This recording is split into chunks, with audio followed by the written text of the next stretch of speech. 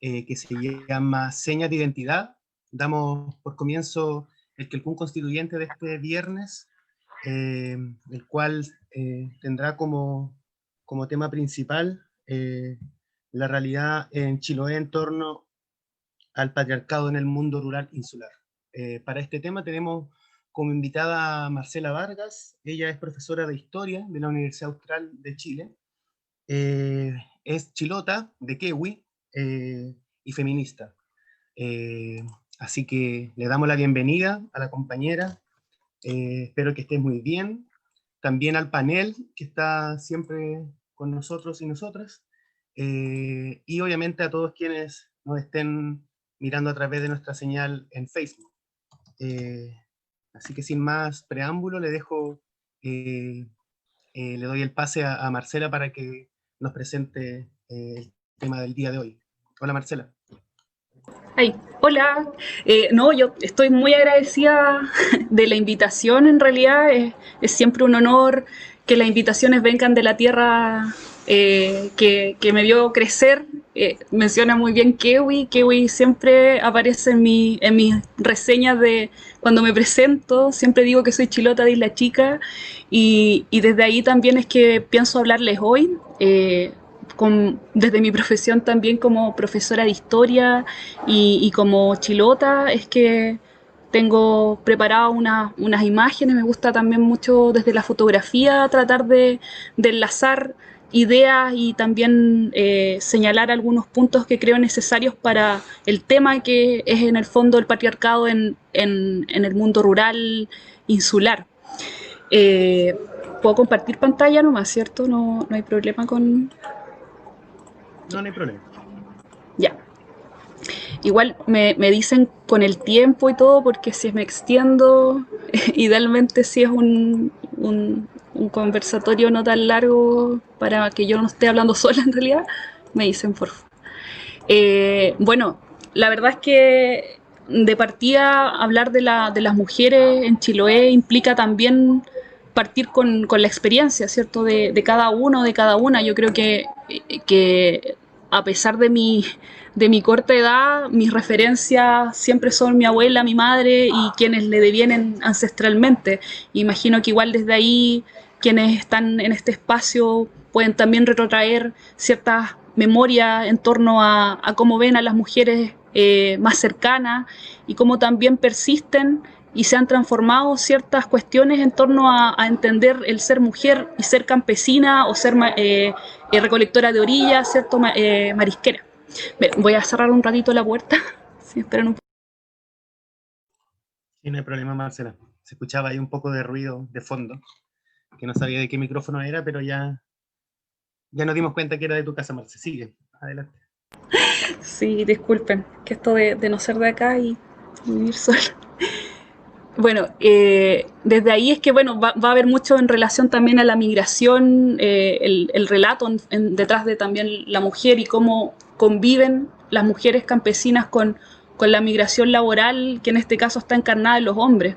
Quería partir con esta imagen en torno a un reconocido cronista, historiador de Chiloé, ¿cierto? Pedro Barrientos Díaz, que aquí sale mencionado como el patriarca de Chiloé a partir también de que en 1932, ¿cierto?, edita la historia de Chiloé, que es como un clásico para entender cómo el territorio desde la conquista se fue desenvolviendo hasta, creo, principios del siglo XX. Es un relato, eso sí, que omite mujeres. Entonces desde ahí quiero partir también porque la historia, en este caso la historiografía de género, que es también lo que me interesa, nos invita a buscar en las mujeres o en los sujetos en realidad que no forman parte del relato oficial la investigación, el análisis, la reflexión. Entonces quería también partir desde ahí como desmitificando un poco también cómo se ha construido la historia en Chiloé, una historia que viene desde también esta herencia colonial, ¿cierto? En donde también desde esa herencia colonial hay un profundo arraigo con la moral cristiana, ¿cierto? Y también con el patriarcado, claramente. Es desde ahí donde quiero también pensar en este caso cómo se ha desenvuelto la historia misma de Chiloé, en tanto los sujetos que lo componen en este caso, y si pensamos en específico en las mujeres, encarnan lo que me gusta llamar el ser sostenedoras de la vida en el campo. Y también al ser sostenedoras de la vida en el campo son sostenedoras de tradiciones, ¿cierto? Y en este caso también de una serie de elementos que también las fotos nos pueden decir. De hecho, por eso me gustan las fotos, porque uno puede hacerse muchas preguntas detrás de quién es esa mujer, ¿cierto? Cuál es la relación que tiene en este espacio con el niño, ¿cierto? Y también con la vida misma campesina en este caso. Y nos vamos a encontrar con algo que, bueno, a propósito, han estudiado feministas, ¿cierto?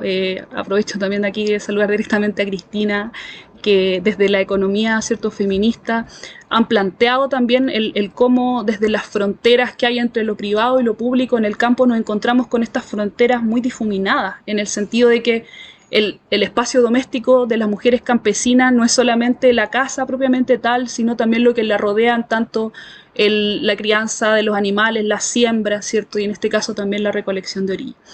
Y es por eso que también es interesante el historizar en este caso estos elementos y plantearlos también como parte de un estudio que es más que solo visibilizar a las mujeres porque hay que visibilizarlas, sino que hay que entender a todos los sujetos que componen Chiloé en clave de género en este caso y en clave de patriarcado también, porque por algo eran solo los hombres los que en su mayoría migraron al sur austral de Chile y de Argentina, mientras las mujeres confinadas con la crianza de muchos hijos estaban sosteniendo la vida. Es una pregunta que igual hay que hacernos y que hay que plantearlo después incluso también con la llegada de las salmoneras, ¿cierto? ¿Qué pasa con las labores de la salmonera, las mujeres principalmente en las fábricas y los hombres principalmente en los centros de cultivo? Eso también desde ahí podemos analizarlo. Esta foto que les traigo es también una muestra de, en este caso, entender el patriarcado también desde la infancia, desde la niñez y desde lo que implicó lo material en términos de lo que también invitó en este caso a que las personas migraran. De hecho, la investigación inicial que hice, de hecho, para mi pregrado fue sobre los migrantes del sur austral. Y siempre la respuesta al por qué migrar es porque, bueno, no había trabajo y había mucha pobreza, aunque el trabajo era la agricultura, ¿cierto? Y era la pesca en muchos aspectos. Pero la pobreza era sinónimo de, en este caso, falta material asociada, por ejemplo, a los zapatos, asociada a la ropa. De hecho, referencio aquí a un hombre que entrevisté de Isla Cailín, que señalaba que él migró desde los 14 años al sur austral, dejó de migrar cuando se casó y al mismo tiempo cuando pudo vestirse bien, así lo dijo textual. Cuando pude vestirme bien, dejé de ir a la Argentina. O en este caso a Puerto Aguirre iba él. Entonces, igual eso es interesante como en clave de las mujeres, porque bueno, los hombres estaban migrando y proveyendo en ese sentido materialmente, pero al mismo tiempo las mujeres desde su vereda invisible estaban aparte sosteniendo la vida probablemente sin zapatos y al mismo tiempo en lo que implica la crianza, ¿cierto? Y el cuidado de niños y la crianza y el cuidado del campo y la casa. Entonces eso es también algo que al menos a mí me interesa visibilizar porque, por ejemplo, en relación al mismo trabajo nos encontramos con cómo eso tensiona, por ejemplo, la misma participación en espacios que no son solo el hogar. Y ahí más adelante referenciaré brevemente lo que son, por ejemplo, los centros de madres para la segunda mitad del siglo XX en Chile. Esta imagen la traje sobre todo para, en este caso, analizar, por ejemplo, la masculinidad en el chilote, que también es parte de este patriarcado que hay que visibilizar y en ese sentido plantear en relación a cómo se han configurado los roles, al menos durante la segunda mitad del siglo XX. Y lo que me llama la atención, al menos de aquí, es esta idea de que el chilote es muy trabajador, ¿cierto? Y al ser muy trabajador, como que al parecer todo lo aguanta, ¿cierto? Hay que ser recio, valiente, saber enfrentar el frío y las nevazones. Hay que armar las pilchas y partir. Yo creo que si uno no ha muerto de pulmonía o de cualquier otra enfermedad, es porque uno ya está curtido con esto. Esto y una serie de otras referencias en la prensa, ¿cierto? En torno a que obrero chilote es un muy buen trabajador, que trabaja bajo la lluvia, que da lo mismo, que su entrega es muy intensa en torno al trabajo, ha generado también, por otro lado, una idea, ¿cierto?, de que hay una pasividad supuesta en torno también a la explotación, que de hecho la podemos referenciar también en relación a las matanzas obreras de principios del siglo XX, ¿cierto?, y también cuántos chilotes fueron masacrados en ese contexto también de explotación. Pero acá al mismo tiempo lo que me interesa visibilizar es esa idea de que el chilote es el trabajador y la chilota es trabajadora, pero en tanto está también nuevamente confinada a un espacio que la ha invisibilizado también incluso dentro de este relato en torno a la migración, porque también con los testimonios uno se encuentra que hubo mujeres que migraron al sur austral, migraron a la Argentina, pero no migraron en clave trabajadora de estancia, por ejemplo, sino que migraron para trabajar en casas o como solteras a establecerse en el lugar. En este caso, los hombres que migraban, ¿cierto?, eran solteros, pero otros también casados, que en el fondo estaban siendo sostenedores del hogar en términos materiales, pero de una materialidad asociada a un salario, no así la mujer. Entonces, eso también para reconocerlo aquí.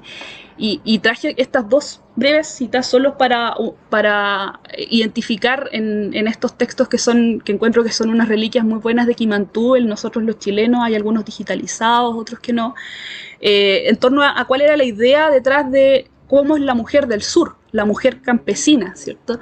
Y obviamente que hay una idea asociada como a que soporta la lluvia más que la injusticia, que es pasiva, que incorpora esta injusticia a su vida cotidiana como si fuera algo familiar. Llama mucho la atención eso porque al mismo tiempo se le asocia a que el machismo tiene sus raíces más fuertes en el campo. ¿Por qué? Porque se asume, ¿cierto?, que detrás de esta idea también, a esta idea de lo rural en relación a que se plantea como atraso, ¿cierto?, en pleno contexto de modernización también, si pensamos en un contexto de reforma agraria, en donde se plantea la reforma agraria también para modernizar el campo. En Chiloé nos encontramos con que al mismo tiempo que no hay latifundio, sino minifundio, está la mujer en un atraso, al parecer, mayor que otras que se están planteando también el patriarcado en otro espacio. Entonces, ¿qué aparece aquí? Lo que les mencionaba hace un rato, los centros de madre, ¿cierto?, como espacios que también son habituales en el campo, al menos desde los años 60 sobre todo, y que se constituyen como espacios no solo de socialización entre mujeres, sino también en cierta medida disciplinador de mujeres, y durante la Unidad Popular, que cumple como, al mismo tiempo que disciplinador, también un intento por generar espacios políticos para las mujeres, campesinas, por ejemplo. Y eso sobre todo si pensamos por ejemplo, durante la reforma agraria en el Valle de la Concagua, por ejemplo, Hedy Tinsman, historiadora, tiene un trabajo ahí en torno a las mujeres, cómo las mujeres campesinas resocializaron sus roles en medio de un contexto en donde los hombres estaban mientras tomándose los fundos.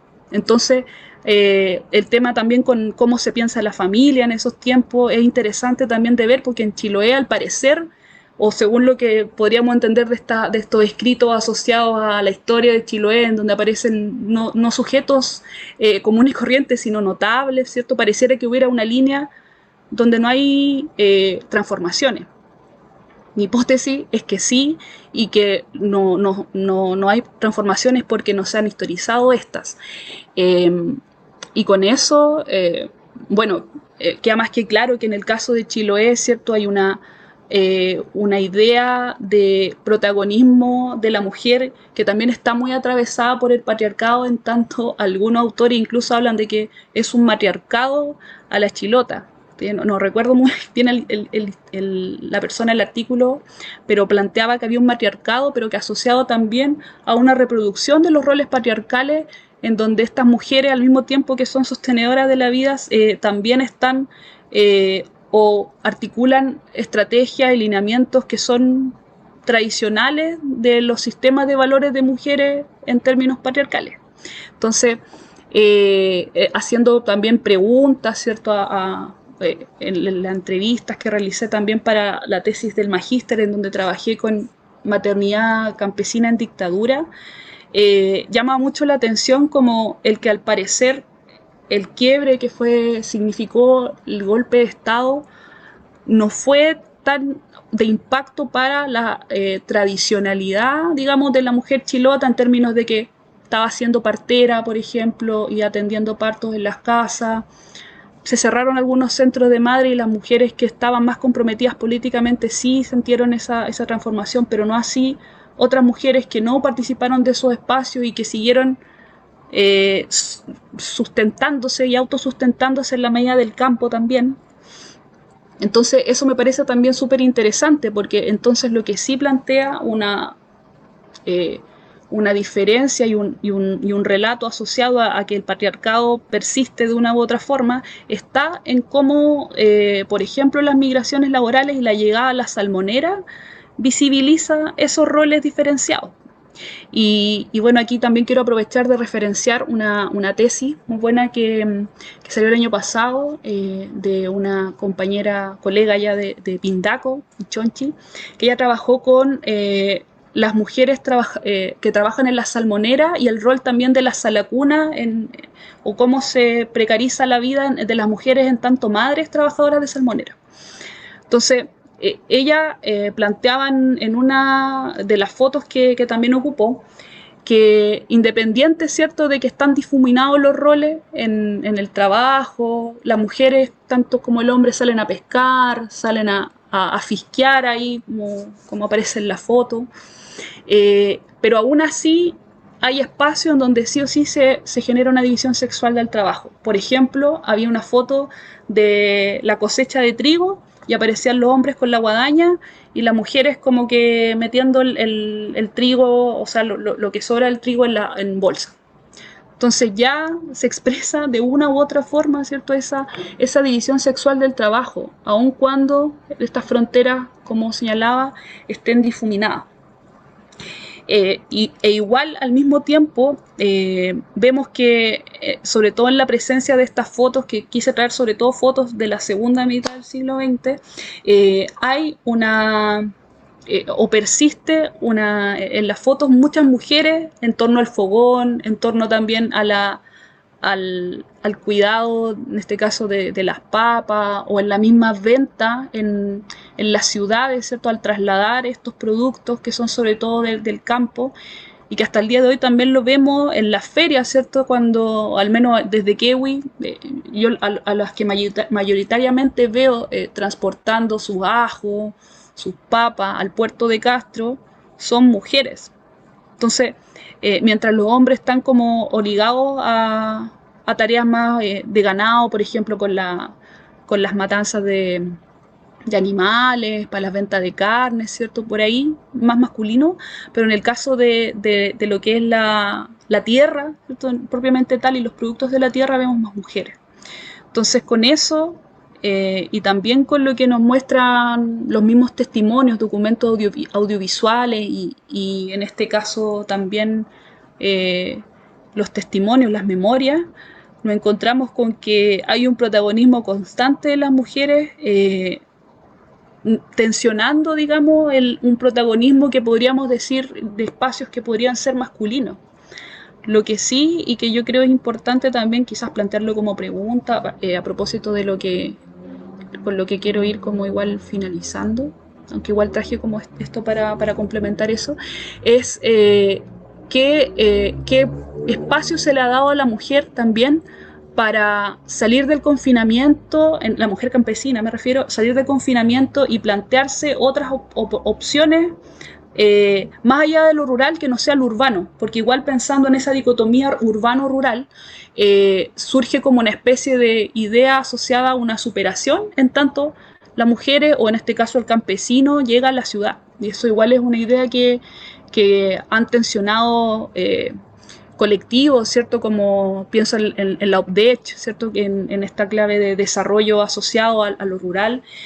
Pero en este caso, y por eso traía a las profesoras normalistas, que son principalmente las que van a educar los campos, en este caso, y muchas de ellas son hijas de campesinos o de pescadores, se estudian en la escuela normal, pienso en la escuela normal de Ancud inmediatamente, pero son mujeres que al mismo tiempo que están asumiendo ese rol, también se enmarcan en un espacio que es la docencia, que es un espacio también feminizado, ¿cierto? En donde ser maestra en su inicio, ¿cierto? Es planteado como, bueno, aquella solterona que no fue mamá, que sea maestra y que ahí va a tener un buen trato con los niños, porque es como que su rol natural.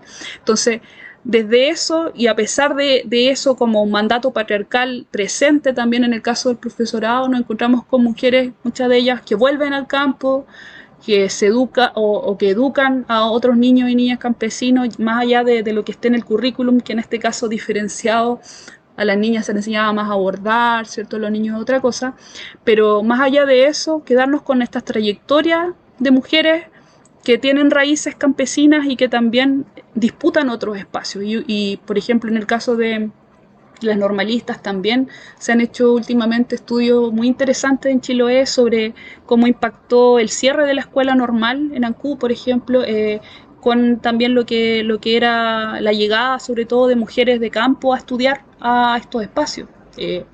Y así un sinfín de otros elementos que podríamos considerar también. Y bueno, aquí yo traía unas fotos de algunas de las entrevistadas, mujeres que también desde sus vivencias, ¿cierto? Forman parte de un relato que precisamente no es considerado en la historiografía tradicional, pero al mismo tiempo tampoco en muchas de las discusiones que se están dando, porque también cuando se suele hablar de mujeres, y en el caso de la división política administrativa, nos encontramos con mujeres urbanas, mujeres estudiadas, diría mi abuela, o profesionales, ¿cierto? Pero desde lo profesional que podemos encontrar en el campo, ¿cierto? Y tanta sabiduría y saberes asociados al campo y resistencias también asociadas al campo, es que es importante plantearnos también el cómo transformamos o erradicamos también el patriarcado. Entonces, por eso al tiro aludo a lo que fue, por ejemplo, el Mayo de Chilote y las mujeres en las barricadas, y más allá de la barricada, también sosteniendo las barricadas, más allá de que se les haya asignado el dar agua o preparar la comida, que bueno, también ahí podríamos relacionar una división sexual del trabajo asociada a estas mujeres, pero cómo están permanentemente presentes y haciendo o más bien rompiendo espacios que por mucho tiempo se asociaron como enclaustradores de mujeres. Y traía esta frase de la Carmen Gloria Chihuay. Ella planteó algo que a mí me llamó la atención porque era una interpelación a la Bachelet en ese tiempo, a la presidenta en ese tiempo, apelando a cómo esa mujer, ¿cierto?, sin sentimientos, siendo madre incluso, esa apelación al ser madre y al que siendo madre como que debería tener escrúpulos, cómo ella no ha sido capaz de resolver este conflicto. Entonces, frente a eso es que también detrás del discurso, ¿cierto?, hay lo que podríamos llamar un maternalismo político también y que está presente en las mujeres chilotas, pues en tanto madres, ¿cierto?, salir a la calle, y aquí también referencio a Rosario Weicha que como madre soltera, también como mujer de Caguach, ¿cierto? Se planteó también desde el arte en este caso y también desde la resistencia rural, cómo plantearnos también el patriarcado y la violencia racista, ¿cierto? Y hay una canción, poema que tiene ella, que es el romance de la madre al hijo, si no me equivoco, donde ella dice que bueno, aquí yo vuelvo siempre a la isla de mis penas, pero mientras tenga a mi hijo, ¿cierto? Como que lo voy a dar todo, como en sencillas y muy coloquiales palabras. Entonces, eso también es interesante de plantear en la mujer chilota, porque hay un sacrificio que no hay que romantizarlo, pero al mismo tiempo también es parte de lo que mueve muchas veces a la mujer a salir a la calle o a salir de confinamiento o a plantearse la poesía, el arte y la irrupción en las calles de una forma muy potente. Traía por último, con esto cierro, y solo para enlazarlo con las imágenes que teníamos en un principio en torno a las niñas, algo que al menos con una compañera que llegó, que no era de Ancud y que llegó a Ancud y conversábamos de esto, me me comentaba que le llamaba la atención que en los periódicos de Chiloé, en este caso sabe que es La Estrella de Chiloé, aparece la palabra siempre ultraje en vez de violación. Y quería solo traerlo como quizás como prender la mecha para conversar en cómo se ha también invisibilizado la violencia hacia las mujeres en el discurso, y en este caso en el discurso de periódicos que sabemos siempre tergiversan, pero sabemos que el lenguaje crea realidad, entonces desde ahí también el que el ultraje superponga a la violación cuando son efectivamente, en este caso, violaciones, ¿cierto? A niñas sobre todo, y de muchas partes. Aquí, por ejemplo, en la esquina de arriba, policía logra capturar al sujeto por ultraje a niña y el sujeto huía de isla en isla para escapar de la justicia. ¿Por qué? Porque en las islas, precisamente, no hay ningún tipo de ley y no es que tampoco la ley y los carabineros como que solucionen la vida, sabemos que no, ¿cierto? Pero eh, esa impunidad asociada también al campo, ¿cierto? Y a cómo se han normalizado las violencias, sobre todo hacia las mujeres, porque mentiría si dijera que no conozco o que al menos muchas cercanas tienen al menos una pariente, abuela, que fue abusada o violada en el campo, porque es así. Y esa normalización también llega, en este caso, a espacios donde supone la urbanidad como que genera igual cierta como superaciones de estos silencios, pero al parecer no. Y eso creo que también hay que plantearlo en clave histórica, porque es una muestra de cómo históricamente también, y al igual que en varias partes de Chile y el mundo, nos encontramos con estas censuras a la violencia hacia la mujer. Entonces, eso por el momento, o sea, si se da la conversación sobre esto, podemos explayarnos más, yo creo. Gracias. Muchas gracias, Marcela, por tu presentación. Creo que deja también el debate y la discusión abierta para que podamos compartir, ¿cierto? Impresiones entre las personas que estamos acá en el panel. Me gustaría quizás comenzar preguntándote, Marcela, en términos del proceso constituyente histórico que se está viviendo ahora en el territorio, en Chile en general, pero particularmente en Chiloé también, ¿cuáles serían, de cierta medida, un posible avance para destrabar, ¿cierto?, este mal manejo patriarcal que tiene el sistema y que supedita, ¿cierto?, a las mujeres, como tú bien decías, en el territorio de Chiloé, que es lo que principalmente nos reúne, a cierta caracterización de la cual no se puede salir. Me gustaría preguntarte entonces cuál sería algunas medidas o efectivamente cuáles son las transformaciones necesarias en este proceso constituyente, en la caracterización que está hoy en día, que estamos a menos de un mes o un mes del plebiscito, cuáles serían los avances cierto, más importantes que se podrían desarrollar en este proceso. Sí, es muy buena pregunta porque, o sea, de hecho responder esa pregunta también sería plantearnos como más allá de Chiloé, cómo es que las feministas queremos que sea la Constitución. También pensando en lo limitada que es la Constitución, si es que también a nivel cultural, político, económico y social, ¿cierto? No nos planteamos estos cambios también. Pero así siendo bien pragmática, si me preguntas por medida, yo creo que una de las medidas que atraviesa no solamente a las mujeres, sino también a los hombres, tiene que ver con qué pasa con la propiedad también, con la propiedad que está en clave privada y que es la que aparece como copando todo espacio de la Constitución y en donde la propiedad privada vale más que la vida de las mujeres asesinadas, por ejemplo. Y que en ese sentido también las condenas, ¿cierto?, son más altas para quien hace un portonazo versus para quien viola a una mujer o la mata, partiendo por ahí. Entonces, y eso igual, claro que tiene que ver con cómo el sistema judicial patriarcal y clasista se ha planteado el trato y también la violencia que es dirigida hacia las mujeres y en general, creo yo. Creo que esa sería como la medida troncal, cómo judicialmente o cómo se está pensando la vida de las mujeres. Y desde ahí lo que deviene también al trabajo de las mujeres, y que yo creo que también es un tema que trasciende Chile y que tiene que ver con lo que algunas llaman la democratización de los cuidados, pero me gustaría también como verlo en el sentido del reconocimiento, en este caso, del trabajo de los cuidados, el trabajo doméstico. Sobre todo yo creo que ahora en estos tiempos de pandemia ha quedado como más que claro, creo yo, aunque sabemos que hay algunos que son bien duros para esto, más que claro lo importante que es el trabajo doméstico, ¿cierto? El tener que convivir y trabajar en la casa y también sostener la casa, y eso no lo hace cualquiera, y sobre todo cuando hay maternidad de por medio, ¿cierto? Entonces, con los cuidados, y ahí nos encontramos con una deuda que yo creo que supera la Constitución también, y que tiene que ver con como te decía, lo cultural, lo social, cómo se ha planteado el trabajo también.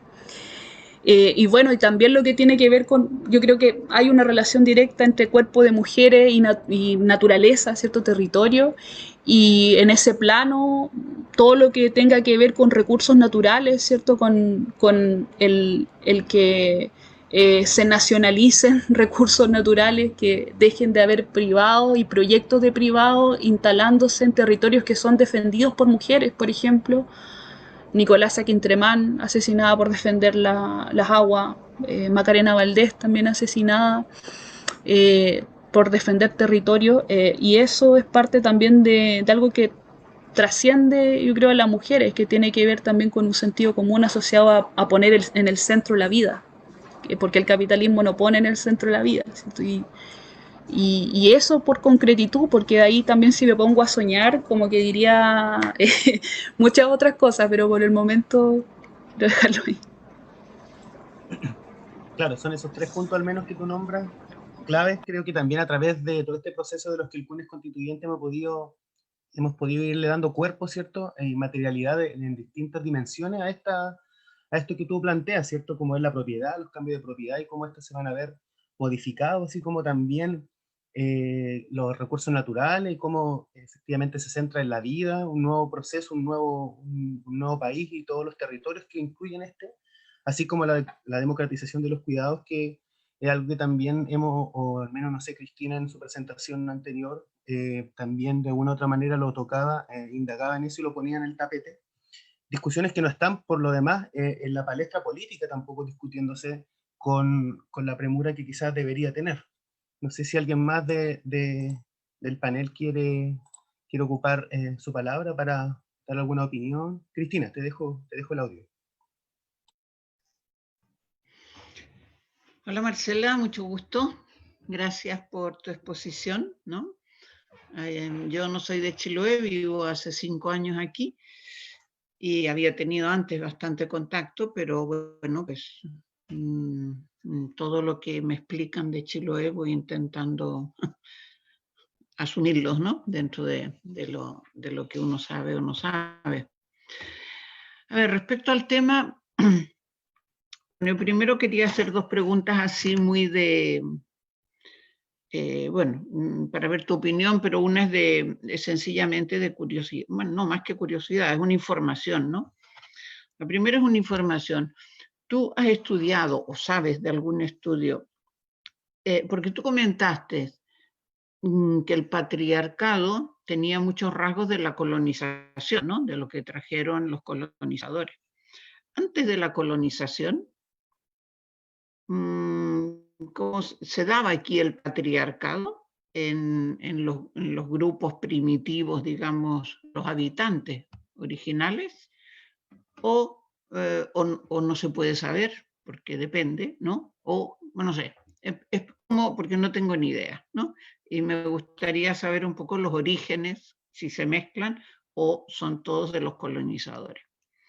Y después ya, a ver, es tu opinión, a ver, con respecto a diferencias que tú señalas entre el machismo y el patriarcado que se da en el archipiélago o en una zona rural, ¿no?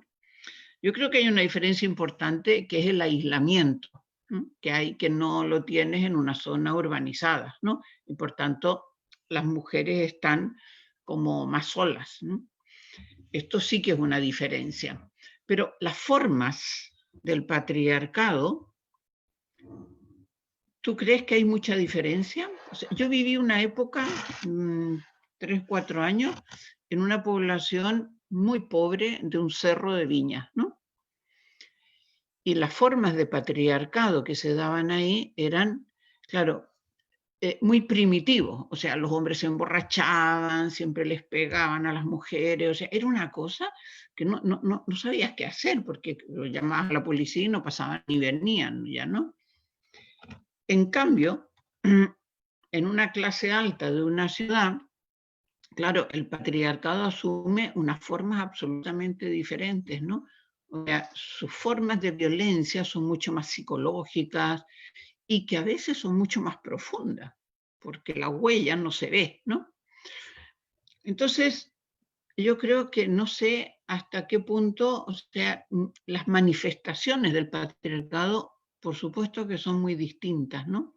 Pero la fuerza del patriarcado no sé si es tan distinta, que sí la diferencia creo que viene de, por ejemplo, por lo que he podido leer, en las islas pequeñas la violencia es mayor, ¿no?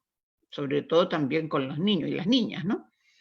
Porque están mucho más solos y como la comunidad ahí tiene una presión mayor, pues entonces no nos metamos con este que es pariente, que es primo, que no vamos a crear aquí un conflicto familiar que la niña aguante, ¿no?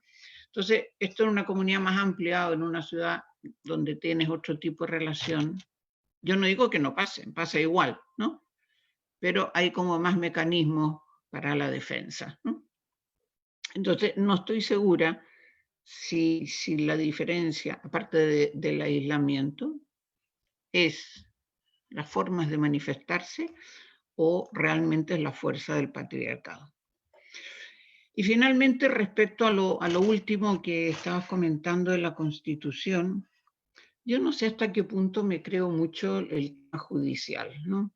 Yo creo que el tema judicial, porque cuando se aumentan las penas de cualquier problema, el problema sigue igual, ¿no? O sea, que les den 5 años, que les den 10, esto no paraliza, ¿no?, al agresor. Bueno, en esto como en cualquier delito, ¿no? Pero sí, aquí cuando hablas de los cuidados, yo sí que creo aquí que hay, muy bien como lo decías, que esta pandemia ha mostrado, lo que pasa que no sé si lo quieren ver, ¿no?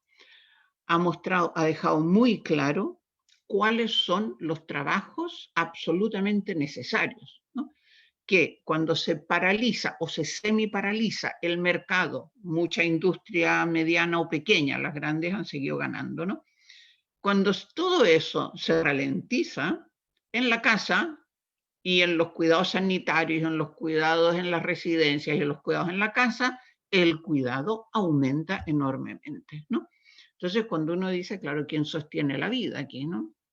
Porque además si estudiamos el papel de las mujeres en la pandemia, bueno, ahora no es el tema tal vez, pero podríamos hablar mucho más, ¿no?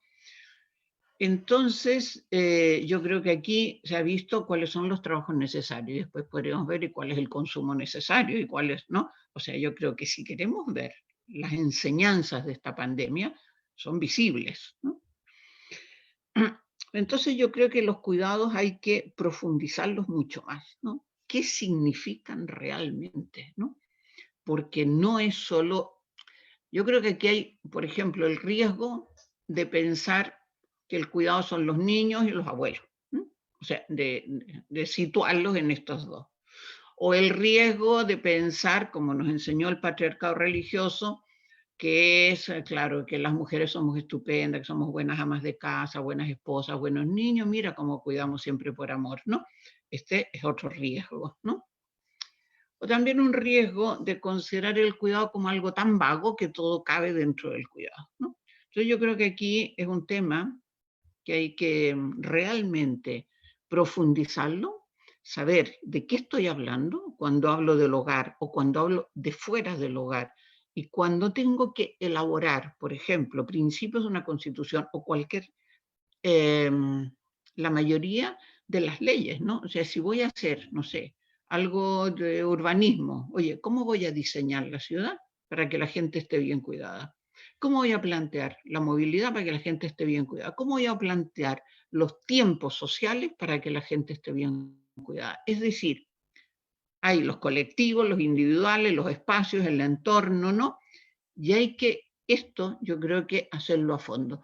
Entonces, yo estoy de acuerdo absolutamente contigo cuando dices, las mujeres sostienen la vida, sean del campo o sean de la ciudad, y lo importante es la sostenibilidad de la vida. Y por tanto, tengámoslo eso como, como un faro, es decir, que nos alumbre el final del camino, ¿no? Pensemos a largo plazo. Actuemos a corto plazo, las medidas que podamos según en el ambiente, en el medio que estemos, ¿no? Para ir llegando allá. Es decir, que los cuidados actúen como palanca, ¿no? Para ir haciendo como transformaciones. Porque claro, si yo pongo en el centro la sostenibilidad de la vida y pensamos realmente lo que eso significa, eso nos cambia todo. ¿No? Porque claro, los tiempos de trabajo, los tiempos de empleo, las organizaciones, bueno, es que nos cambia todo, podríamos discutir cada cosa, ¿no? Con esta nueva idea que no sea la acumulación de capital que tiene la economía, que se llama la única que hay, pero no es la única, ¿no? Pero esa economía patriarcal, capitalista, racista, etcétera, tiene ese objetivo.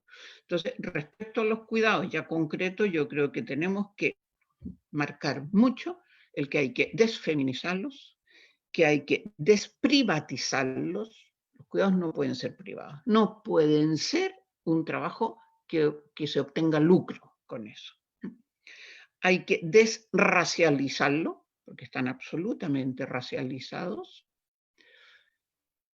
Y yo diría que hay que tender, o que tenemos que tener una mirada, que cada sociedad debe ser capaz de cuidar a su población. Lo mismo que cada hogar debe ser capaz de cuidar a los miembros del hogar. Es decir, hay cuidados que se van transfiriendo generalmente a través por dinero, ¿no? Entonces, el norte global importó mano de obra femenina para que le resuelva su problema, ¿no? Y el norte global en estos países de América Latina, pues tiene la empleada doméstica en casa para que le resuelva su problema. Pero todas esas mujeres también tienen cuidados en sus hogares, ¿no?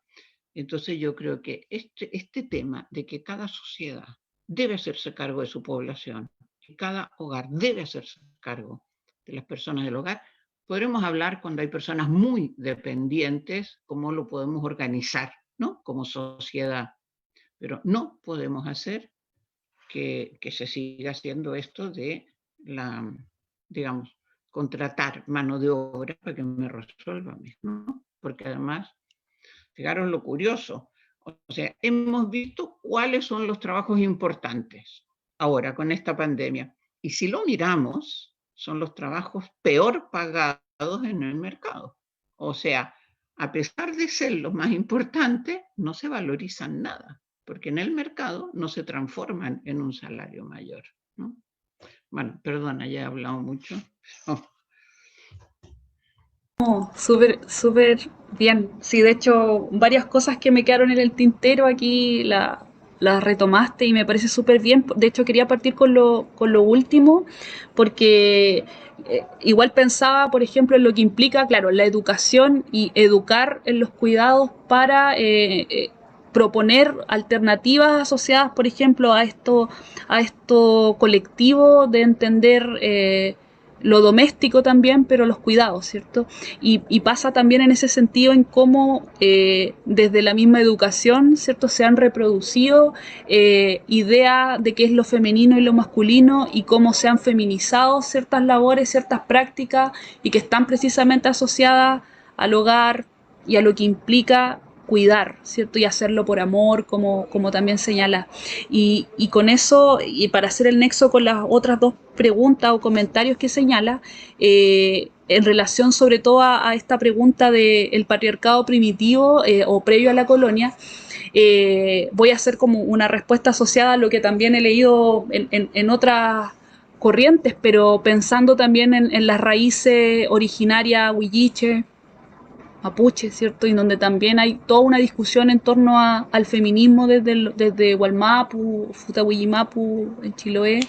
Eh, y resulta que también se concibe, o sea, el patriarcado no se concibe de la mano solo con el capitalismo que llega con la colonia, sino que viene fraguándose de mucho tiempo atrás, o sea, con ya los modos de producción asociados a cómo o quién se hace cargo en este caso de las distintas labores, o sea, con la división sexual del trabajo, ya nos encontramos con esos elementos y más allá de que en lo originario nos encontremos con pueblos no necesariamente solo sedentarios, sino también nómades, es bien difuminado el que podríamos decir como que había completamente patriarcado, por ejemplo, en Chiloé previo a la colonización, porque ya estudiando, por ejemplo, ciertos grupos canoeros, por ejemplo, el caso de los chonos, o también estudios de antropología que asocian también lo nómade o el cazar, por ejemplo, a que no es exclusivo de hombres. Ya también hay otra idea que podría, en relación al ser madres, por ejemplo, o al tener que hacer que siga existiendo la vida en términos biológicos, desde ahí también podríamos decir, pucha, hay patriarcado y hay relaciones patriarcales asociadas a estas divisiones o de los roles, en donde hay una subordinación asociada a quién cumple ciertos roles versus quién cumple otros. Y de hecho una referencia igual clásica, creo que también muy discutible, el estudio que hace Engels, ¿cierto?, sobre el origen de la familia, la propiedad privada y el Estado.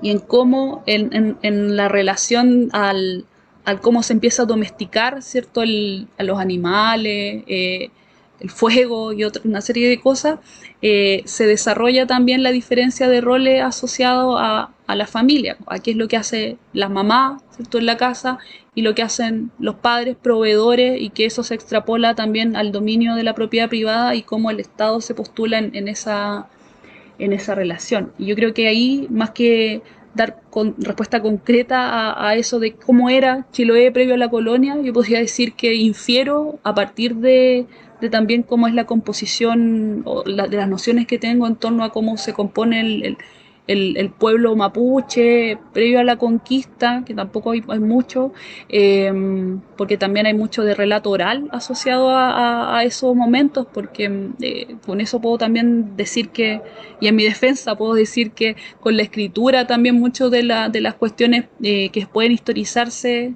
se han facilitado, y por otro lado también con el traspaso de la memoria, pero la memoria previa a la colonia es como igual difícil pesquisarla desde ahora, sino más en los relatos, las crónicas, ¿cierto? Y desde ahí se infiere que había una relación también patriarcal asociada en este caso a las mujeres. No sé si en específico en Chiloé, ahí tendría que leer más, podría como dar más luces de eso. Y así conecto con la segunda pregunta, en torno a esta diferencia o de intensidad en torno al patriarcado, y que tiene, claro, que ver por un lado con la clase, como señalabas tú en un principio, que no es lo mismo, no son las mismas violencias machistas en espacios populares que en espacios más privilegiados en términos de clase, y así también el territorio. Y claro que la insularidad ha generado una barrera natural para visibilizar estas violencias y también hacerle frente a estas muchas veces. O sea, el silencio en el secreto familiar, el secreto familiar asociado a la violación es muy, muy común en la isla chica, al interior del archipiélago. O sea, al menos lo que yo conozco y que es al menos estudiado a partir de los testimonios, es que la impunidad está asociada en este caso al secretismo familiar y a la idea de la honra en las mujeres, y cómo está al momento también de la defensa de la honra y de la familia, y de no involucrar a la familia en temas que no son como tan cruciales como el que siga habiendo alimentación, comida, que se siga sembrando, etcétera. Esas cuestiones todavía creo que en menor medida sí, pensando ahora en las redes sociales, también el que servicios básicos han llegado a estos espacios y todo, la luz. Todas esas cuestiones como que también han generado quizás una baja en la intensidad de las violencias, pero de que siguen existiendo y en muchos casos, sobre todo hacia niñas, aunque igual son territorios que son cada vez más poblados por adultos mayores, también por las migraciones de personas como yo que al seguir calificándonos como mano de obra en universidades o en institutos profesionales o técnicos, si no tenemos como un espacio para trabajar en la isla, no volvemos simplemente. En este caso en las islas chicas que están o que los sustentos económicos son la agricultura, la pesca y el turismo hasta cierta parte.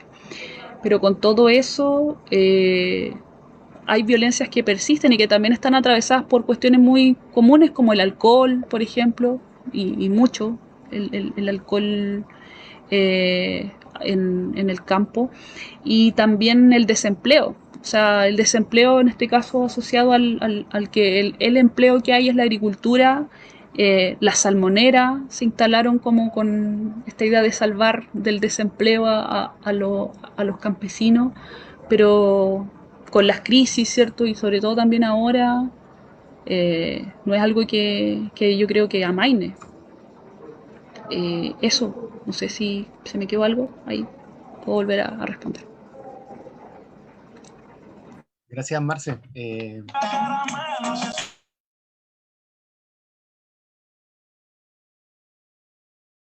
Ahora sí, disculpen. Carmen, tú tienes la palabra ahora. Te dejo el audio. Gracias, Cristian, por ese reggaetón. Marce, bueno saludarte. Feliz igual de tenerte en este espacio. Yo quería hacerte dos preguntas relacionadas como en el mismo periodo histórico del cual tú te enfocaste en cierta parte en tu presentación, que es en el proceso de migración a la zona austral. Una, quería preguntarte cómo ves tú el rol de la iglesia en esa época, para las mujeres que se quedaron entendiendo en este proceso acá en el archipiélago. Y la otra, que también ya está más relacionada con el tema del trabajo, ¿cómo tú ves, o si lo has estudiado o lo has investigado, el tema de cómo se mantuvieron las mingas, por ejemplo, en el campo mientras los maridos, hombres, iban a la Patagonia? Esas serían mis dos preguntas. Ya, Carmen, tanto tiempo que no nos veíamos. Sí, sobre la primera, el rol de la iglesia, o sea, la iglesia indiscutiblemente es una aliada del campo desde la colonia, ¿cierto? Y ha persistido en la figura, sobre todo de, por ejemplo, los fiscales, que están al resguardo de esta iglesia en los espacios rurales, fiscales que también en su mayoría son mujeres, quienes resguardan la iglesia, ¿cierto? Mientras los curas no están en la isla propiamente tal. Y eso al mismo tiempo, más allá de lo simbólico que es que sea una mujer fiscal, también se expresa en una persistente entrega, ¿cierto? A las mandas y a lo que implica también la soledad, por ejemplo, asociada a las migraciones, y que yo creo tiene que ver con la búsqueda, en este caso, de consuelo asociado a la iglesia, pero que no persiste tanto en estas mujeres que quedan solas, creo yo, en el momento de estas migraciones temporales, porque tú me planteabas como en el marco de las migraciones que habla del rol de la iglesia, y si lo planteamos así, yo creo que y por los testimonios también que pude recabar de mujeres que estuvieron solas por mucho tiempo, por meses o por años, mientras los maridos estaban en la Patagonia argentina o chilena, señalan que no importaba como que tanto se demore mientras traiga como para proveer. y mientras como que se acuerde que tiene que volver también, porque también había mucho prejuicio en torno a estos viajes. Las mujeres, de hecho hay unos relatos muy buenos en estos libritos de Kimantú, cuando le preguntan a una señora como, ¿y usted como que no extraña a su pareja? Bueno, no le pregunta así como específicamente, a su marido que se fue al sur. Dijo, bueno, no ha vuelto hace rato, quizás se quedó con otra. Y le pregunta como, ¿y se volvería a casar? No, porque van a hablar mal de mí.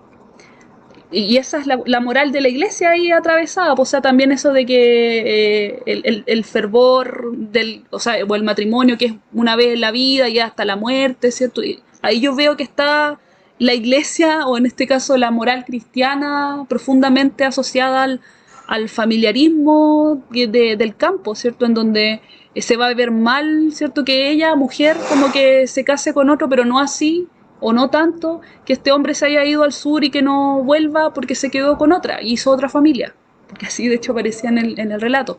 Entonces eso me parece re interesante también de elaborar, porque habla también del patriarcado efectivamente actuando, pero aliado a la moral cristiana y el cómo las mujeres se conciben como esposas, por ejemplo, como madres esposas, ¿cierto?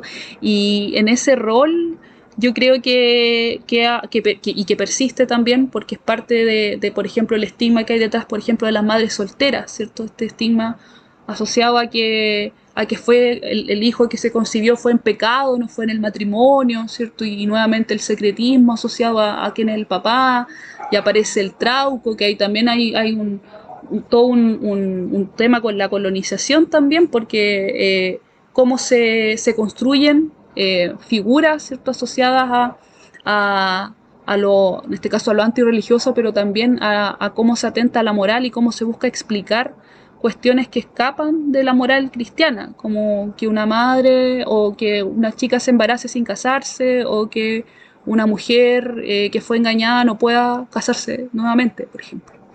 Y me preguntabas por las mingas, ¿cierto?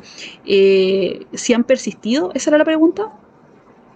Ahí me No, perdí. en realidad era basándome también en el mismo periodo que tú narraste, que es Ya. el tema de la migración, cómo se dieron en este proceso las mingas, que en realidad, Mm, como habían en su mayoría puras mujeres, claro, cuál era el claro. rol que cumplían en este periodo. Mm. Sí, o sea, específico de las mingas, por ejemplo, cuando yo entrevisté, ninguna mencionó así como, bueno, mientras estábamos solas hicimos mingas, pero sí que había mucha comunidad como entre las mujeres que se quedaban solas, por ejemplo, con las vecinas, mujeres que tuvieron, no sé, 6 hijos, que tenían que criarlos solas, pero con la vecina como que se apoyaban.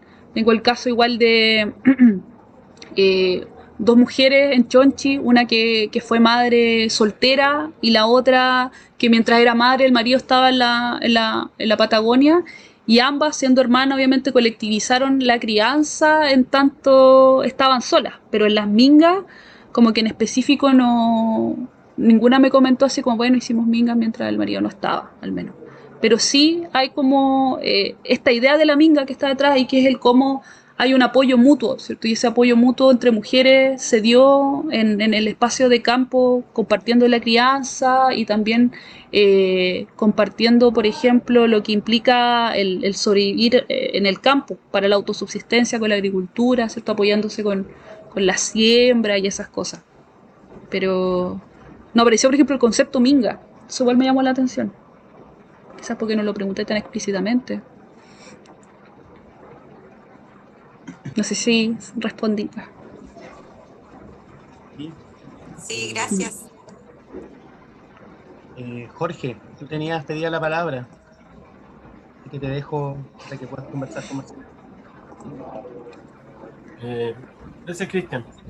Y gracias a Marcela por su presentación, que un poco, no sé si revive, pero resalta un poco el origen de este espacio, que es de formación.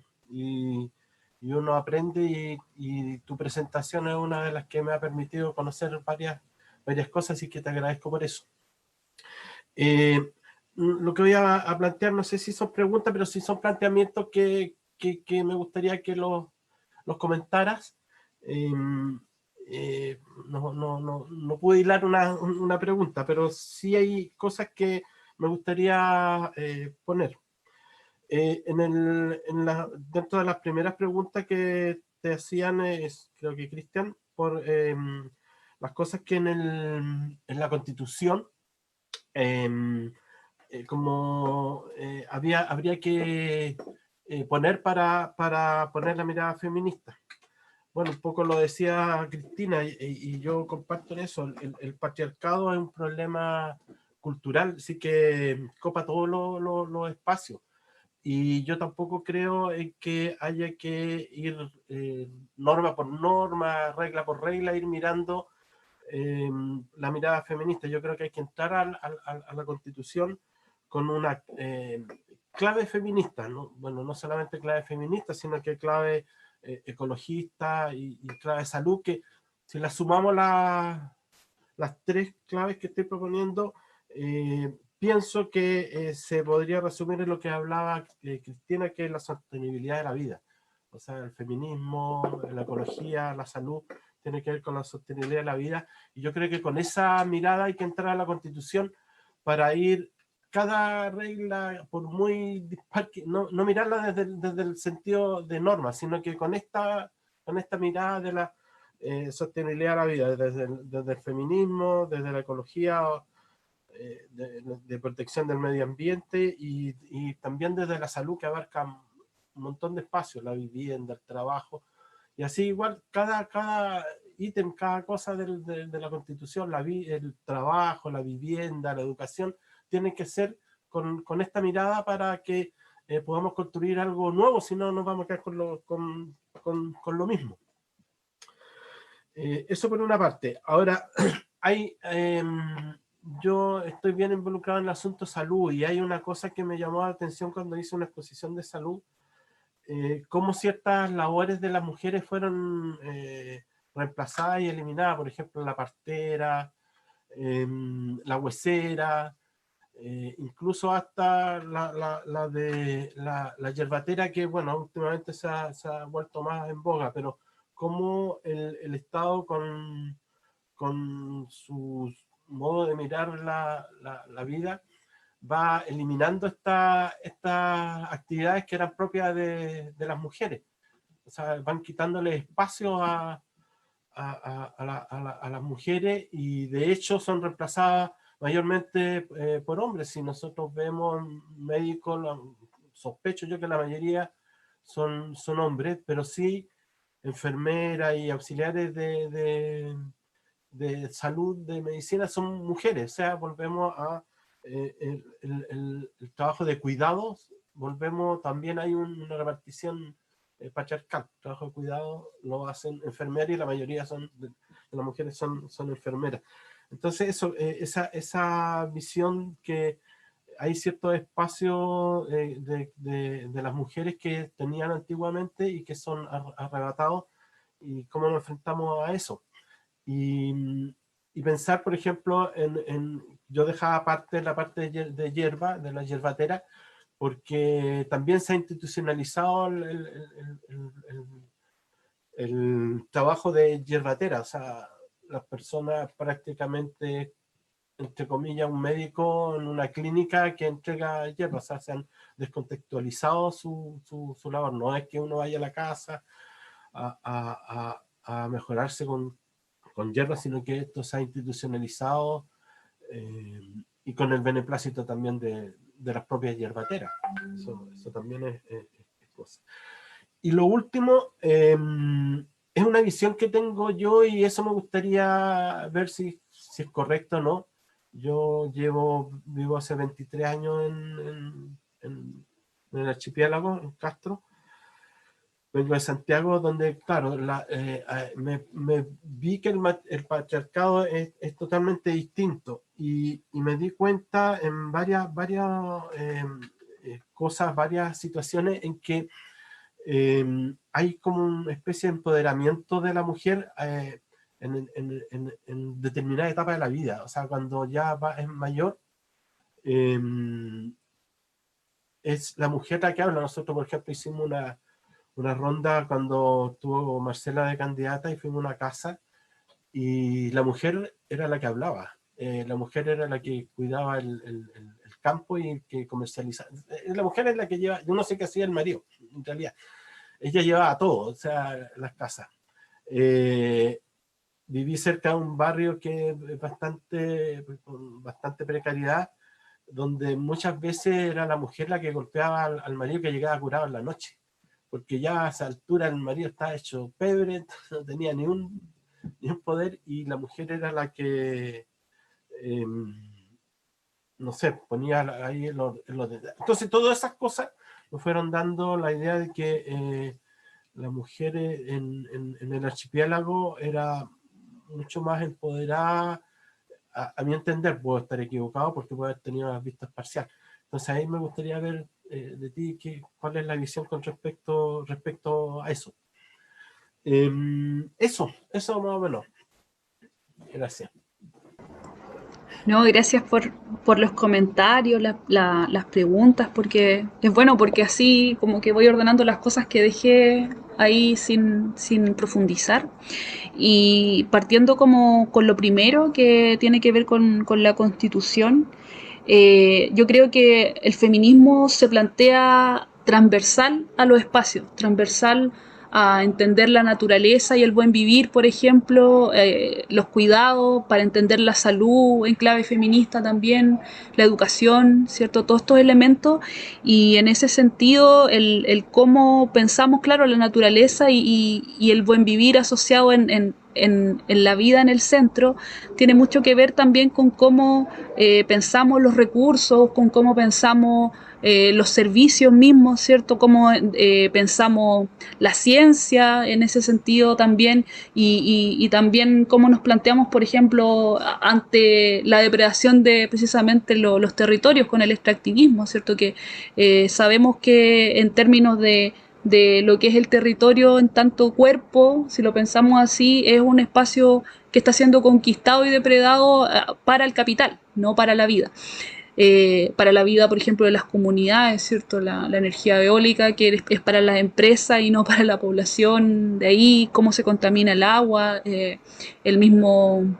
Hay más salmoneras, son una muestra de eso, ¿cierto? Entonces, creo que en parte cuando nos planteamos como el feminismo en la Constitución es para entender a todos los aspectos de la Constitución atravesados por esa política, ¿cierto? Que el feminismo al final es una política. Entonces, con eso, pasando por lo que señalas tú en relación a la salud, precisamente también en las entrevistas que desarrollé yo traté de preguntar por cómo el Servicio Nacional de Salud durante la dictadura y un poquito también antes de eso estaba planteándose en los espacios. Y tenemos ahí a los médicos generales de zonas, generalmente hombres de ciudades, que van como al campo, ¿cierto? Y se hacen uno más de los espacios, pero también atendiendo en la medida de los recursos de la época, que en este caso están atravesados por la burocratización de la salud. Y uno de esos aspectos, y que también a mí me llama la atención, es lo que implica, ¿cierto?, el control de las mujeres en la salud, y en ese sentido el que aparecen ciertos nuevos profesionales y se burocratiza en tanto mano de obra, ¿cierto?, en salud, el trato con mujeres y con niños, por ejemplo, con también los controles del niño sano y cómo esto ayudan o permiten el disciplinamiento de los cuerpos, en este caso campesinos. De hecho, yo entrevisté también a unos auxiliares paramédicos en tiempos de la dictadura, 2 mujeres y un hombre, y los 3 coincidían en que los servicios o los centros asistenciales no eran solamente para atender a la gente del campo, sino también para educar en aspectos en donde no eran, que superaban a la salud, por ejemplo, con los huertos autosustentables, pensando que ya hay agricultura en Chiloé y que uno podría decir autosustentable, pero con los lineamientos de, en este caso, la dictadura, ¿cierto? ¿Qué es lo que hay que sembrar? También el uso de la leche en polvo, pero también bajo criterios que sabemos están atravesados por el control de los cuerpos. Por otro lado también, y ahí con lo que señalaba en torno a las parteras, las hueseras, la yerbatera, el hecho de que, a pesar, ¿cierto?, de que hay cada vez un mayor control en los cuerpos de las mujeres en general, pero en las campesinas como también una especie de descontrol en tanto persisten las parteras en muchas partes. De hecho, entrevistando también mujeres que tuvieron hijos con parteras para el 78, para el 76, versus otras que tuvieron sus cesáreas en Castro y que les ponían bolsas de arena en la guata para que dejen de sangrar, mientras a otras mujeres que no eran campesinas las atendían como se debe atender, ¿cierto? Y eso ya indica el hecho de que también en esos espacios hay no solo discriminación a las mujeres por ser mujeres, o maltrato por ser mujeres, sino también, o por ser mujeres madres solteras que van a parir al hospital, por ejemplo, sino también en tanto pobres, mujeres pobres de campo que en su condición también de clase y al mismo tiempo irrumpiendo con la moral cristiana al no llegar con un marido a tener el hijo, ¿cierto? Tienen ese trato. Entonces ahí las parteras aparecen en muchos espacios como resguardando también a esas mujeres, atendiéndolas también en la medida de sus capacidades, pero con la dignidad que se merece. Y de hecho persisten ahora más profesionalizadas las dulas, creo que se llaman las parteras en casa, muchas de ellas que estudian obstetricia y que persisten también en la atención situada y en los campos. Claro que no con esa sabiduría popular y más arraigada en la experiencia campesina que tenían las parteras de los 60 o antes. Y es interesante lo que plantea en torno a cómo se institucionalizan ciertas prácticas de las mujeres. De hecho, eso que igual lo quería comentar porque aparece, ¿cierto?, la figura de la mujer emprendedora, que yo creo que igual es interesante de ver en ese sentido a cómo se habla de la mujer más autónoma, pero que es emprendedora en tanto como que también es capital semilla y tiene que entrar a concursos, ¿cierto? Y empezar a capitalizar individualmente eso que en alguna medida con espacios como la yerbatera, ¿cierto? Era más colectivo, ¿cierto? Con el trueque, y no estaba mediado en este caso por la institucionalidad estatal, que sabemos que está también con una serie de otras burocracias. Entonces, ¿cuál era lo último? Disculpa que hasta ahí me quedé, Álvaro. No sé si respondí al menos lo anterior. Sí, no, está bien, está bien lo que comenta. No, lo otro es con respecto un poquito, pensando en la forma de patriarcado que hay acá, y era la experiencia la idea que me había formado yo respecto a eso. Ya.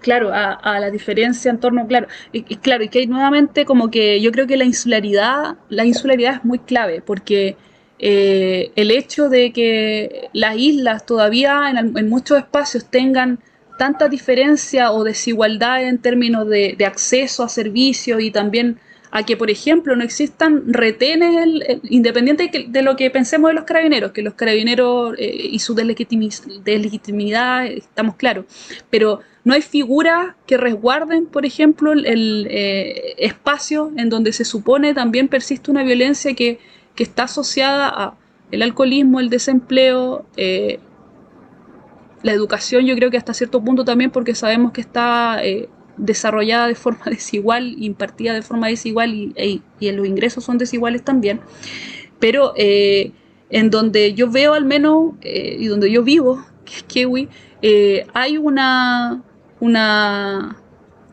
persistencia de violencia que yo creo están muy arraigadas también en el abandono y la postergación y el cómo también se ha entendido el trato entre seres humanos, porque también la idea de la romantización del campo, que yo creo que igual me imagino lo han conversado, como que en el campo como que todo es bueno, y como que esa idea romántica del campo ignora, por ejemplo, la desigualdad de género y la violencia de género, y ignora las violaciones, ignora lo que implica para una mujer, por ejemplo, o para niñas muchas veces tener que casarse con personas 20 años mayores. De hecho, cuando estuve haciendo la tesis me encontré con los datos del censo que pedí por el registro civil, en donde todavía hasta los 90 habían al menos 3 niñas de 12 años que se casaban con hombres de 40.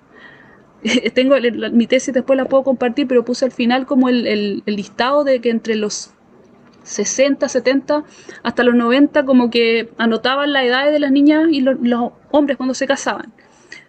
Al menos en cada año, al menos había una niña de 12 que se estaba casando con un caballero de 30 o 40. Entonces, y en el campo. Entonces, eso habla también de estas continuidades más bien de violencia, y que también han sido invisibilizadas porque no se han analizado desde la perspectiva que implica analizar lo profundo, que es un archipiélago terriblemente heterogéneo como es Chiloé, en donde se han posicionado finalmente los estudios en los centros urbanos o rodeados del entorno rural, pero no así la isla. De hecho, por eso me llamaba mucho la atención estudiar la isla, sobre todo porque yo venía de una isla, porque era como cómo hacemos visible esto que parece que es tan del siglo XIX, pero que es una realidad que es parte de la cultura y que hay que historizar también en términos políticos, en términos y en clave de género. Entonces, no sé si ahí respondo, pero de hecho ahí podríamos comentar un poco más, pero eso.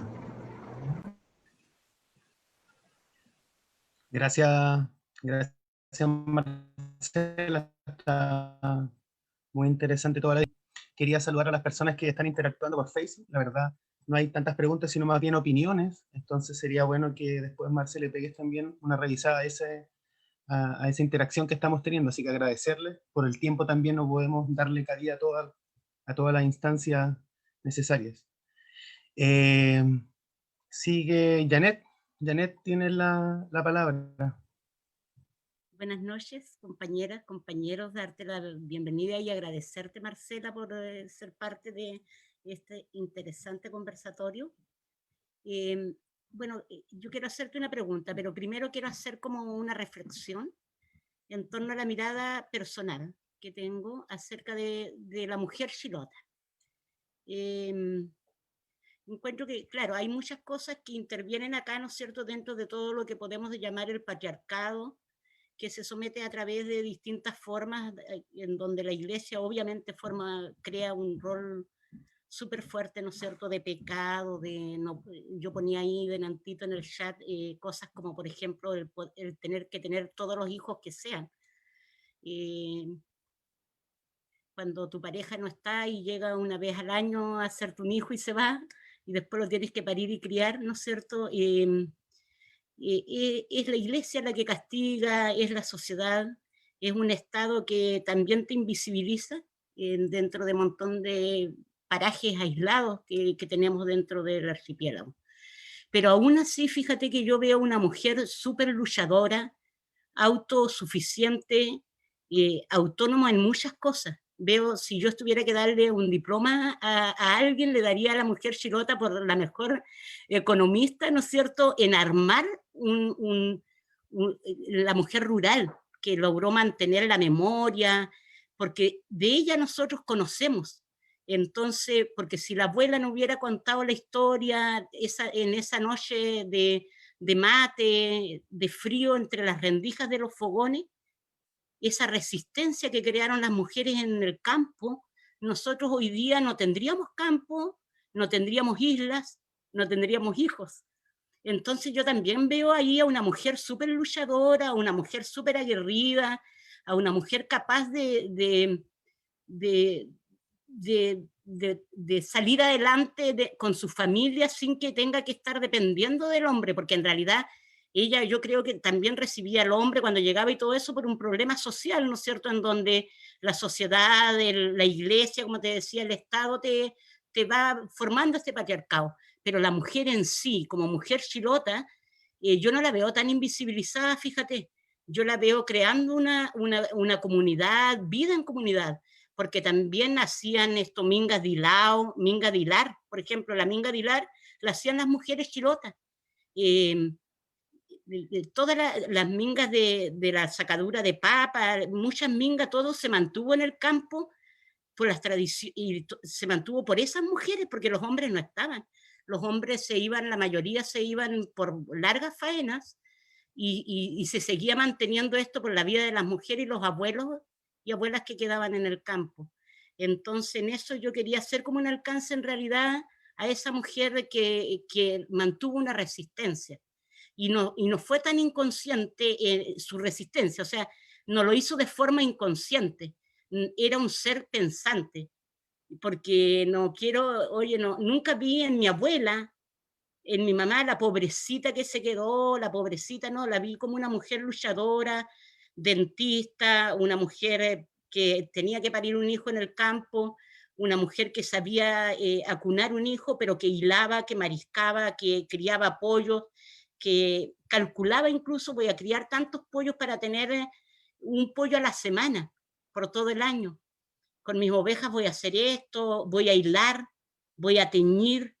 O sea, yo creo que es una inmensa mujer que tenemos que rescatar en Chiloé como una luchadora por la que nosotros también hoy día estamos en estas islas.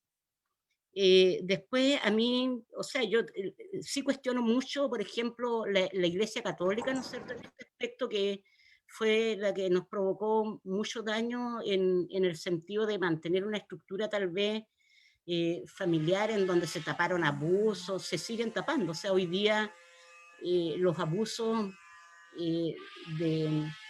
sexuales se siguen encubriendo, ¿no es cierto? Es un problema, yo creo que prácticamente a nivel nacional o a nivel mundial. Y claro, en Chiloé se dio mucho más fuerte también porque teníamos el cruce se tenía que hacer por un problema de racismo también, te tenías que casar con el primo, te tenías que casar entre familias, ¿no es cierto? También eso pesó mucho porque también fue la Iglesia Católica la que metió mucho de eso. Lo que yo quería consultarte es cuando empezó todo lo que es la formación más, la educación más formal del Estado.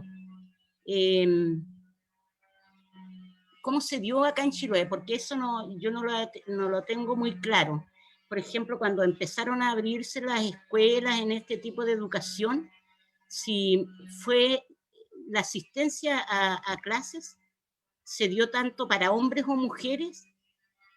Porque en realidad yo recuerdo, por ejemplo, también diferencias en donde la mujer iba pata pelada y el niñito hombre iba con zapato, por decirte algo. Pero no sé cómo se dio en el sentido, si también tenían derecho las mujeres a ir a la escuela en la misma fecha o se dio después.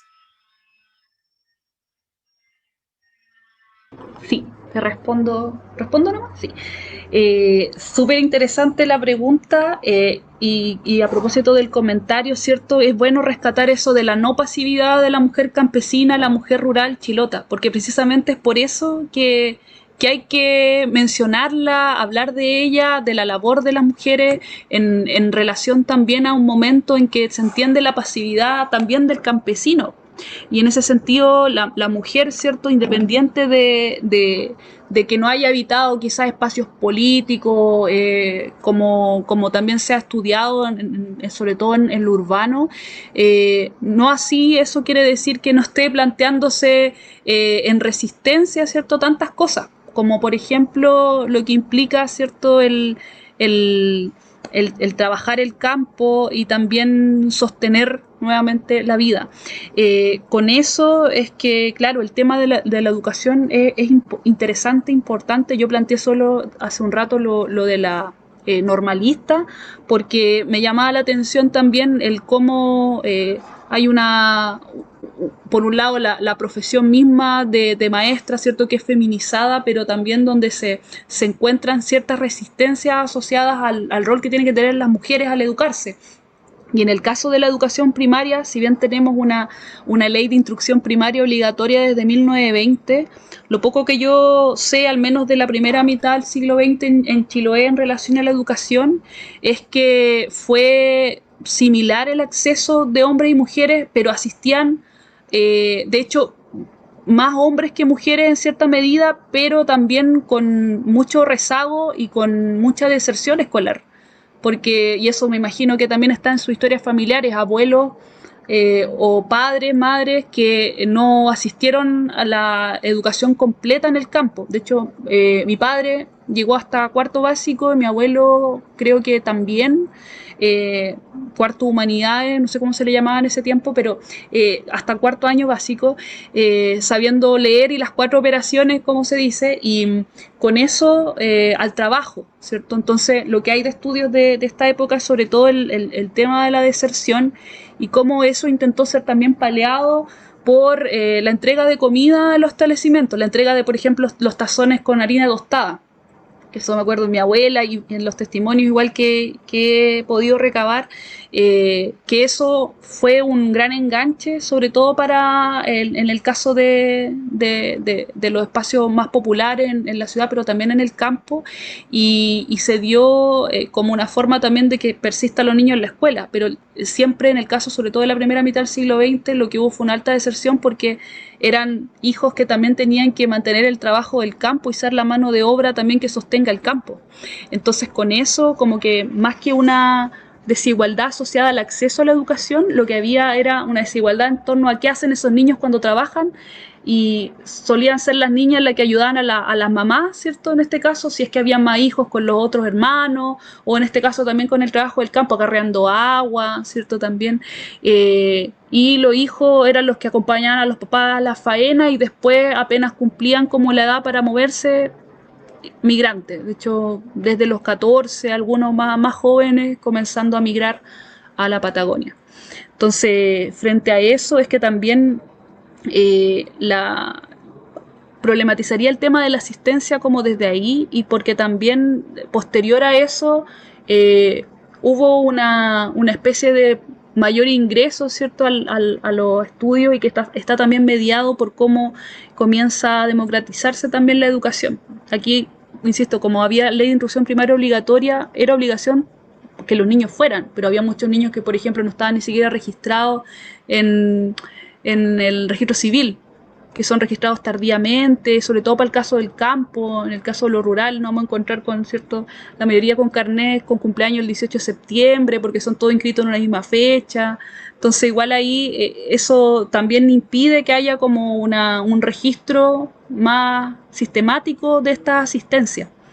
Entonces, como que desde lo que sé, eso al menos puedo plantear. Y después, claramente, con también como les decía, mayor democratización de la educación, aparece un despliegue mayor en términos también de los estudios y en relación también a las mujeres que están atravesadas por que quienes llegan a ser o tener una profesión suelen ser o maestras y después auxiliares paramédicos, efectivamente, una carrera feminizada también. Eso. Gracias, Marcela. La verdad que es un tema tan interesante y tan profundo de discutir y de poner ¿cierto?, en la democratización del conocimiento también, que nos alargamos bastante. Así que le dejo la palabra ahora a Diela, que tenía pedida la palabra. Diela. Bueno, muchas gracias, Cristian. Saludar a todos los compañeros aquí en el panel y a todos los que nos están viendo a través de Facebook. Gracias por estar a esta hora, un tema tan interesante. Bueno, agradecerte, Marcela, por la presentación. Te quiero decir que realmente yo me emocioné.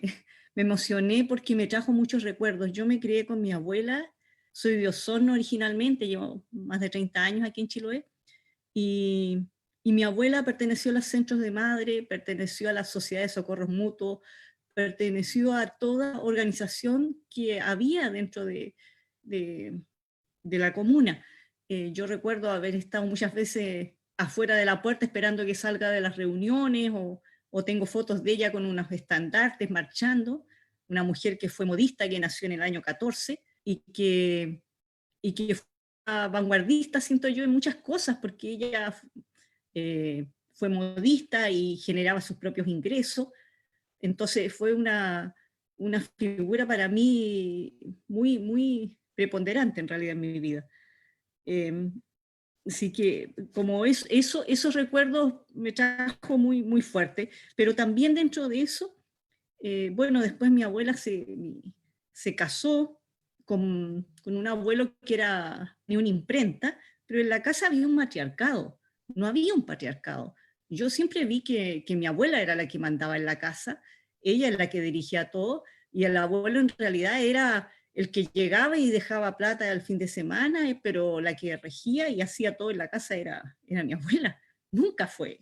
Yo nunca vi, claro, hay signos que yo puedo ver, pero en realidad en ese aspecto el patriarcado del que estaba en la casa siempre marcando toda la vida. Y después cuando llego acá a Chiloé, me doy cuenta en el transcurrir de la vida, en criar a mi hijo, que aquí hay rasgos del patriarcado que me molestaron de un comienzo, porque como siempre he sido una mujer que ha trabajado, muchas veces cuando tenía que ir, especialmente a las zonas rurales, veía que si yo hablaba con un hombre, el hombre cuando respondía no se dirigía a mí, se dirigía al hombre que estaba al lado mío. Y a mí no me miraba.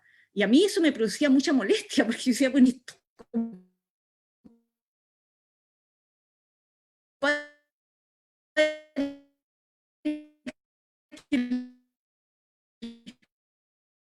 ¿por qué no miran de frente?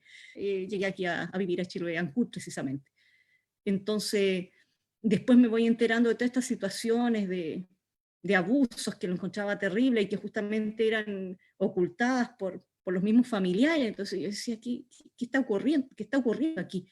Pero curiosamente yo hacía un símil. Yo estuve interna en un colegio en San Juan de la Costa, en Osorno, un colegio que era solo de huilliches, y habíamos solamente 4 huincas.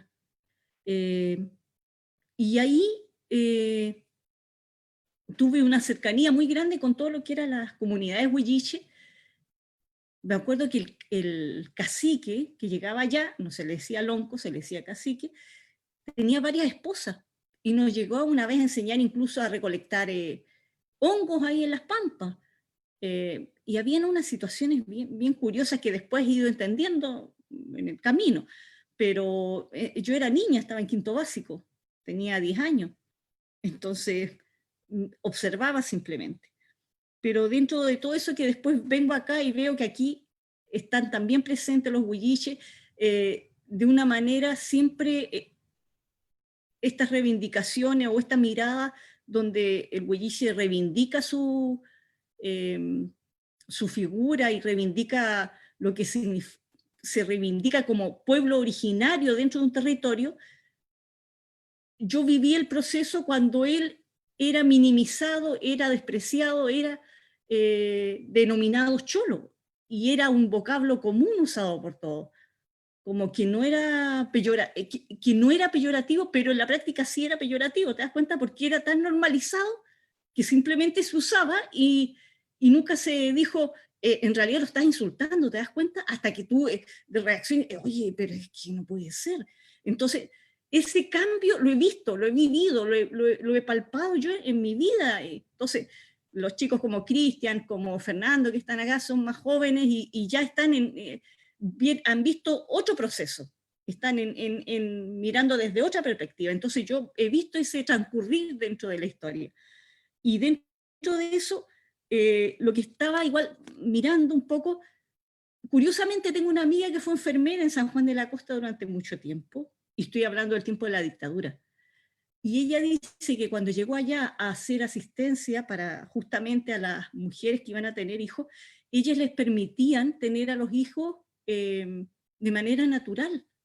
Simplemente ellas las dejaban, que dice que se ponían en cuclillas, amarraban un lazo y las dejaban tener, y simplemente ellas se preocupaban de que no hubiera ningún tipo de infección, que el niño tuviera los cuidados, pero trataban de mantener todo lo que era la forma de parto natural, teniendo los cuidados.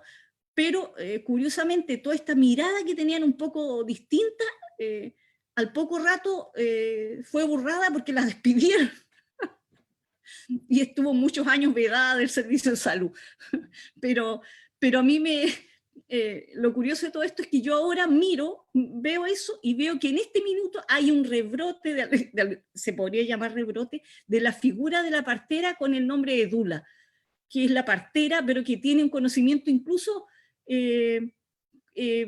no se podría llamar más profundo, sino que con una metodicidad distinta. Y es impresionante ver cómo chicas jóvenes en este minuto tienen mucha inquietud y con profesiones ya establecidas de distinta índole, pueden ser del área ginecológica o no, y que también se están estudiando para dula, para ser acompañante, y hay un proceso distinto en este aspecto. Y a mí me sorprende, en realidad me alegra mucho, porque he visto niños que han nacido acompañados por estas dulas, he visto muchas chicas jóvenes que están preparándose como dula, y el beneficio que trae para estos niños y para esta madre. Entonces es una cosa maravillosa realmente. Yo cada día me sorprendo más en este proceso de crecimiento que se ha producido. Y ahí un poco difiero de lo que dice Jorge, con cariño, sí, por supuesto, respecto de las Rahuentuchefe.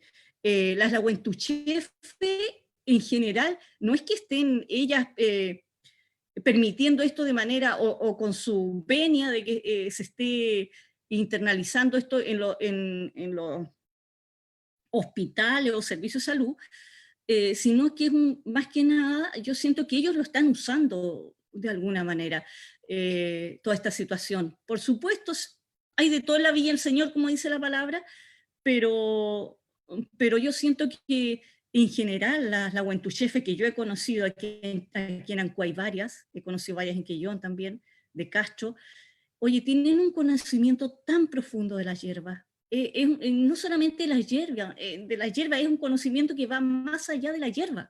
Entonces, y que no se puede de alguna manera entregar en una consulta de un consultorio, porque está limitado a un tipo de forma que no permite, digamos, la atención que te da la Rahuentuchefe en su espacio. Ahora, de que de alguna manera se podría integrar, pero siento que hay una falta de respeto de cómo se integra, que realmente mejor que tuviera en su espacio, y es diferente, porque yo sé que en el hospital de Coyhaique, me parece, de Coyhaique, y en Porvenir incluso, y en Coyhaique hay unos, atiende la Rahuentuchefe en los hospitales, pero están supeditadas como un espacio muy reducido. Entonces siento que de alguna manera hay un florecimiento también en esta área, pero que se tiene que mantener el respeto y el espacio que corresponde, porque si no, siento que el servicio de salud en la práctica es parte de la mirada capitalista de cómo entregar la salud. Entonces, al final, no están entregando salud. No, bajo ningún punto de vista. Entonces, de alguna manera, siento que por ahí, no sé, no sé cómo de alguna manera esas miradas se tienen que ir cruzando e ir concretando en algo que signifique un respeto y un mantener esta cultura, pero sin cercenarla de alguna manera. Y lo último que quería plantear era el tema de las mujeres, es decir, lo que sucede aquí, que yo lo miré un poco con mucha curiosidad cuando llegué, lo que decía Janet, la fortaleza de la mujer chilota, porque en la práctica ella se quedó sola con los niños, en general el hombre migró, ella crió a los niños, los creció, el hombre venía una vez al año. En la práctica ella era autovalente, se autosostenía, porque ella mantenía el huerto, hacía el trabajo del campo, criaba a los niños, y a mí me sorprende la fortaleza. Yo, mira, hace poco hicimos una minga, bueno, aquí el tiempo con la pandemia se dilata y ya poco es como un año prácticamente. Hicimos una minga en Cachumán por un trabajo que estuvimos haciendo y a mí me sorprendieron las mujeres, pero sabes que en el campo, oye, yo acarreé una estaca y ellas se ponían 3 al hombro y yo decía, pero tetas, pues sí, pues 3 estacas al hombro, y yo así a duras penas llevaba una. oye, unas tremendas manos esas mujeres, porque están acostumbradas al trabajo en campo. Son mujeres, es decir, claro que hay rasgos de patriarcado ahí, pero hay un matriarcado que es súper potente y que es la que lleva la economía y es la que lleva el hogar y es la que lleva todo. Oye, yo veía ahí en toda la señora Erika del sector de Cachumán que hacía queso. Oye, el marido andaba, el matriarcado estaba ahí a la vista, era tan natural. Entonces, y en realidad el patriarcado de alguna manera tiene estos signos que tienen que ver más con la Iglesia Católica, más que con la vida interna del chilote en sí, sino que está con, de alguna manera, el sincretismo que se produce con la Iglesia Católica, que está incluso entrecruzado con todos los ritos huilliches, que a mí me sorprende mucho que en ritos huilliches se cante una canción católica o media mezclada, así que yo quedé así como que, ¿qué está ocurriendo aquí? Entonces, igual esto se está haciendo traspasado, como toda esta cosa de alguna manera arcaica de la Iglesia, es la que al final marcó el patriarcado dentro del archipiélago, siento yo. No es algo que esté propiamente como en los pueblos originarios en sí, independientemente de que hay situaciones que pueden darse, pero yo lo veo como en los Sennan, suponte tú, que de los pueblos originarios de Tierra del Fuego, cómo habían ceremonias para el hombre, ceremonias para la mujer, y cómo el trabajo era diferenciado, pero era comunitario en la práctica. Siento que, y ahí es curioso, estuve en Caucahué hace poco, quería comentar eso para cerrar, igual en unos trabajos que estuvimos haciendo allá, y había una familia de chono que tuvimos que entrevistar. Y llega una mujer, ya le preguntamos cómo era su nombre, y después nosotros nos enteramos que era chono, que ellos eran descendientes de chono, y a mí me sorprendió porque ella era muy grande, unas manos muy grandes, toda su contextura era muy fornida, y después le preguntamos, bueno, ¿quiénes viven más en esta casa? Y vivo con mis hermanos, dice ella, y entra uno de los hermanos, y el hermano era flaco, desgarbado. Entonces yo dije, ¿qué pasará aquí? Es decir, porque ella tiene este físico del hombre y él tenía un físico mucho más como disminuido que el de ella, y el trabajo del campo lo hacían todos juntos, salían a trabajar al campo, tenían un huerto maravilloso de todo y animales. Entonces el trabajo se daba de manera compartida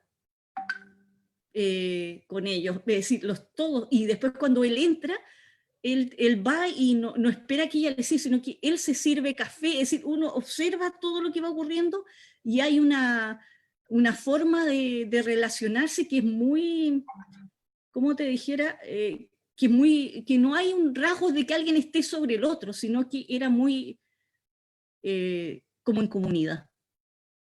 Eso. Así que de alguna manera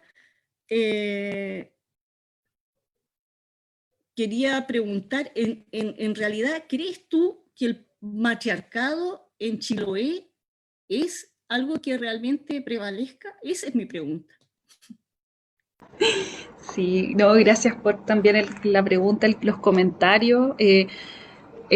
Como para ser bien sintética, yo creo que claro, hay una persistencia o más bien una identidad asociada al protagonismo de la mujer que está inmersa en el trabajo sobre todo, por eso también el título era como la relación de la mujer con el trabajo y con la tensión con el patriarcado en ese sentido, y que de una u otra forma se expresa precisamente en las dinámicas que han tenido las mujeres en estas fronteras difuminadas que hablábamos en un principio, y en donde también, a pesar de todo, ¿cierto?, hay condiciones que están limitando de una u otra forma que no podamos hablar derechamente quizás de un matriarcado, y que tiene que ver precisamente con el sistema de valor de la iglesia, ¿cierto? Los sistemas de valores de la iglesia, esta vez no solo católicas, sino también evangélicas. Si pienso ahora en el presente, cómo están las iglesias evangélicas en el campo, en Quehue al menos hay 2 iglesias evangélicas, y me imagino que en las otras también, y cómo eso también genera como limitantes y condiciones para los roles de las mujeres, que yo creo que también hacen que ese matriarcado quizás no esté tan expreso como lo quizás se podía entender más primigeniamente, aunque yo creo que nunca es una cuestión pura o esencialmente de esa forma. Yo creo que está atravesada, ese matriarcado está atravesado por patriarcado también, de una u otra forma, y se expresa en estos mandatos en torno, por ejemplo, al matrimonio, en los mandatos en torno al secretismo, en torno a la violencia hacia las mujeres o hacia las niñas, y se expresa también en torno a cómo la vida también pasa, en este caso, por el cómo el hombre de una u otra forma también está en su identidad enmarcándose como el trabajador, y eso no quiere decir que haya una minusvalorización del trato hacia la mujer, sino que en ese sentido, y si pensamos como en términos sistémicos, no hay espacio en donde no pueda haber yo patriarcado, siendo que se expresa de una u otra forma también en lo que plantean al final, como en el lenguaje, ¿cierto? Hay también patriarcado en las miradas que tú decías, que no te miraban a la cara, o sea, es parte también de que persiste de una u otra forma, o quizás conviven estas formas de trato, pero en donde hay, claro, paulatinamente, cierto, transformaciones en torno a los roles. Y yo creo que también tiene que ver, sobre todo con educación y con cómo, no sé, no creo solo en las nuevas generaciones, sino en cómo se ha planteado el problema de la violencia machista en Chiloé. Yo creo que todavía, y si pienso en los campos, no se ha evangelizado lo suficiente en torno, por ejemplo, a la violencia machista, a la violencia intrafamiliar, por ejemplo, que es la que también el CERNAM intenta atacar de una u otra forma. Y esos círculos de violencia persisten, con elementos que ya mencioné en un principio, el alcohol, el desempleo, también el hecho de la barrera geográfica que implica las islas, por ejemplo, el que no haya, o el que haya un abandono también en términos institucionales. Y eso yo creo que ha ralentizado la posibilidad de un matriarcado propiamente tal. Idealmente esperaría que así fuera o que persista, porque también como que reconozco eso que hace un rato mencionaba, creo, Olga, y que tiene que ver con que son mujeres fuertes, profundamente luchadoras y todo, pero en el marco de un patriarcado que es sistémico y que está en todo espacio. Entonces igual desde ahí es que también hay que plantarse estas discusiones, el cómo estamos realmente disputando espacios o tensionando o transformando espacios que son originariamente patriarcales. Las casas, una que vive en el campo, cómo lo hacemos, ¿cierto? Para también generar ese cambio, y que no pasa solamente por, como decías también en un principio, Cristina, en torno a la justicia, que haya más leyes, porque sabemos que también en el marco de la comunidad y la convivencia hay elementos que persisten, que tienen que ver con las crianzas patriarcales, ¿cierto? Y también con los mandatos y el cómo circulan las ideas finalmente. Eso. Gracias, Marce. Le doy el pase a la otra Marce. Marcela. Sí, no, bien cortito, porque me imagino que la Marce ya debe estar súper cansada. Nosotros podríamos estar 3 días conversando, estamos ya así como que no queremos cerrar.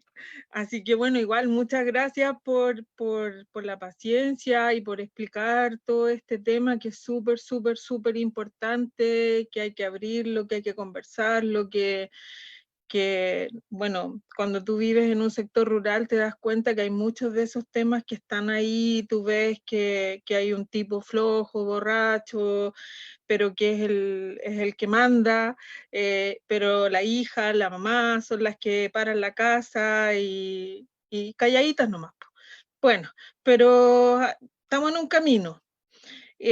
Igual yo quería relevar un poco que a pesar de todo este panorama adverso para el ser mujer en este territorio, también es como rescatable y parte del diploma que hay que hacer, el hecho de que las mujeres aquí en Chiloé han permitido el resguardo de las semillas, el resguardo del patrimonio agrícola, que gracias a ellas principalmente Chiloé es patrimonio agrícola mundial.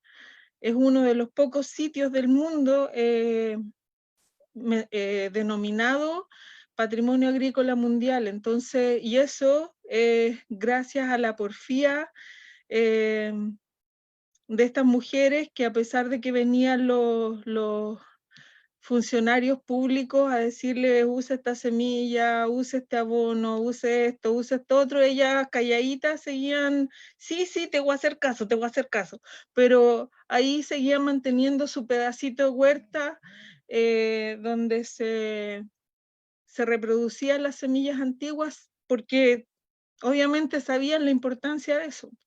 Entonces es como eso, digo, de no olvidarnos que gracias a esas mujeres porfiadas, como alguien ya lo dijo también, tenemos todavía algunos vestigios, algunos restos, algunas sobrevivencias del patrimonio agrícola.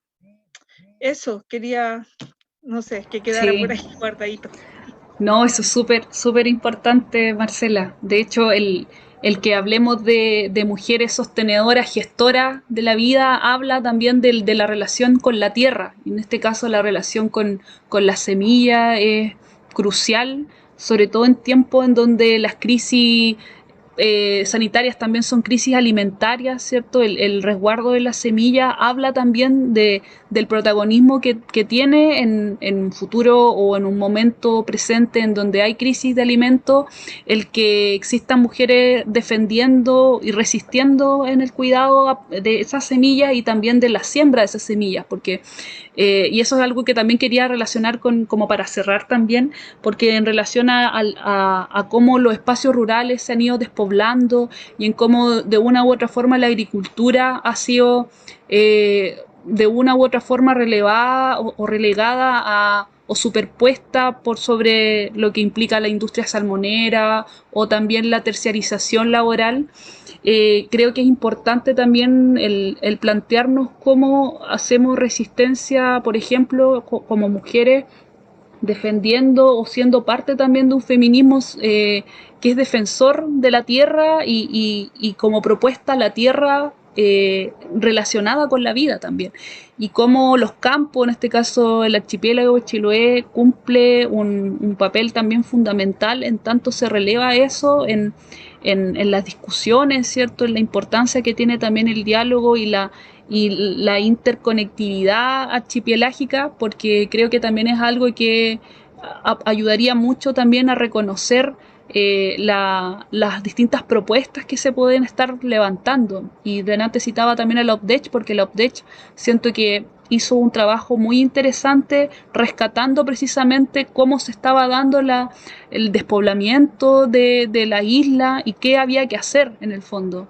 Siento que igual son discusiones que tienen que darse, sobre todo en medio de momentos en donde queremos reivindicación, buscamos también que se visibilicen violencias, pero que también se resuelvan cuestiones, y yo creo que de paso el incorporar lo rural y en este caso las mujeres en la discusión es vital, sobre todo por lo que señala en torno a la semilla. Así que eso por mi parte, agradezco como la invitación en realidad y estoy como siempre disponible para lo que necesiten, tratando igual de en algún punto volver a Chiloé. Por el momento estoy en Valdivia, pero siempre con el corazón allá y dispuesta también a aportar en lo que se me requiera. Así que agradecida nuevamente y eso. Nosotros te queremos agradecer a ti, Marcela, por tu presentación. Creo que ha sido muy interesante, muy nutritivo. Creo que el territorio necesita dar estas discusiones.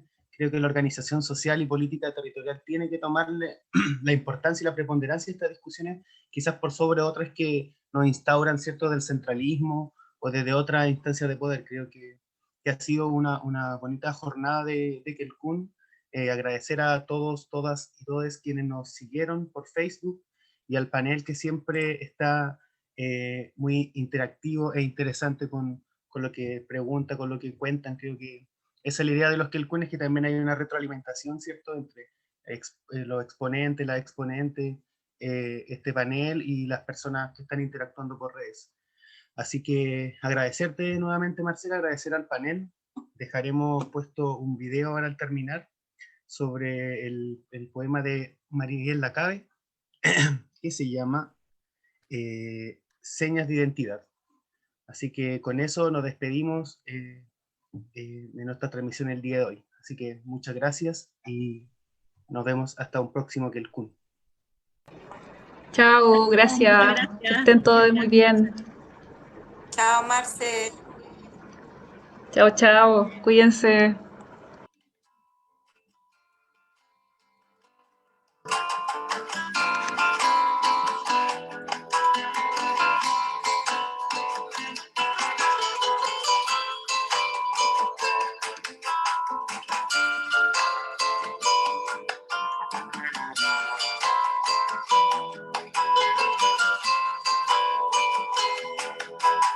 Mi voz es la de la pecadora,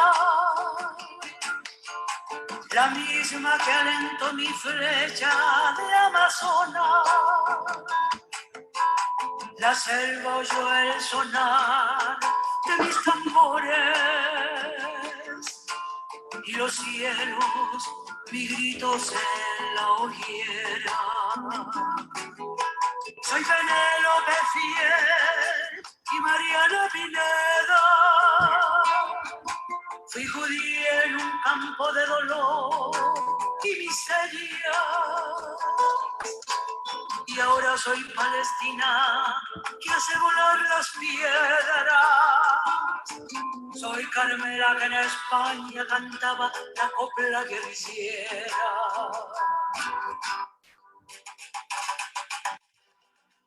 Soy mujer que parió todos los hijos del pueblo del planeta, siempre dando sin descanso